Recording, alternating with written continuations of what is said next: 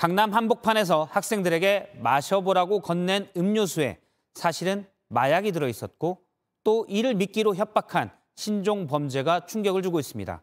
오늘 일당 1명이 자수했습니다. 용의자 4명 중에 1명 남았습니다. 먼저 유효한 기자입니다. 10대 학생들을 상대로 마약이 들어간 음료에 시음 행사를 벌인 사람은 현재까지 4명으로 파악됩니다.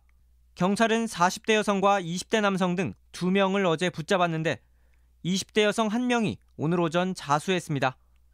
경찰 조사에서 이들은 서로 몰랐던 사이고 아르바이트로 음료를 나눠줬을 뿐 마약이 들어있는 줄은 몰랐다고 진술한 걸로 알려졌습니다.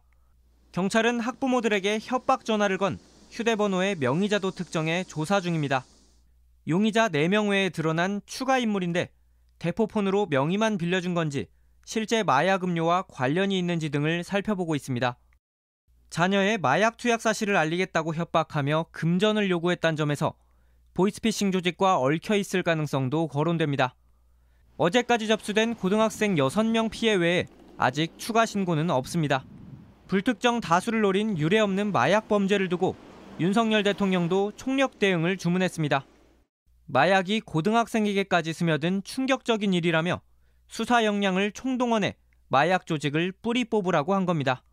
경찰은 우선 학원 밀집 지역에 기동대를 추가 투입해 집중 순찰에 나서기로 했습니다.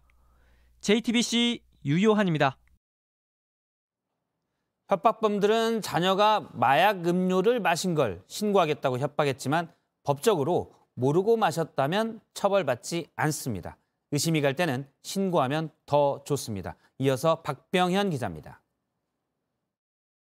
학생들에게 마약 음료를 건넨 일당은 자녀가 마약을 복용한 것을 경찰에 신고하겠다며 부모에게 돈을 요구했습니다. 하지만 실제 신고를 했다고 하더라도 학생들이 마약 음료란 사실을 몰랐다면 처벌받지 않습니다. 지난 3월 법원은 필로폰 양성 반응이 나온 유흥업소 종업원에게 무죄를 선고했습니다. 손님이 몰래 필로폰에 술을 탔기 때문에 자신의 의사로 마약을 한 것이 아니라고 본 겁니다. 이 종업원은 자발적으로 소변 샘플을 제출했습니다. 같은 달 여성 골프 선수에게 숙취 해소제라며 마약을 먹인 프로골프 선수에게 법원은 징역 2년 6개월에 집행유예 3년을 선고했습니다. 피해자는 몸에 이상을 느끼고 곧바로 경찰에 신고한 덕분에 수사 단계에서 무혐의 처분을 받았습니다. 내가 먹은 음식이나 음료수에 잔액 같은 게 있으면 그런 걸 함께 수사기관에 가지고 가면 훨씬 더 도움이 될 수 있습니다.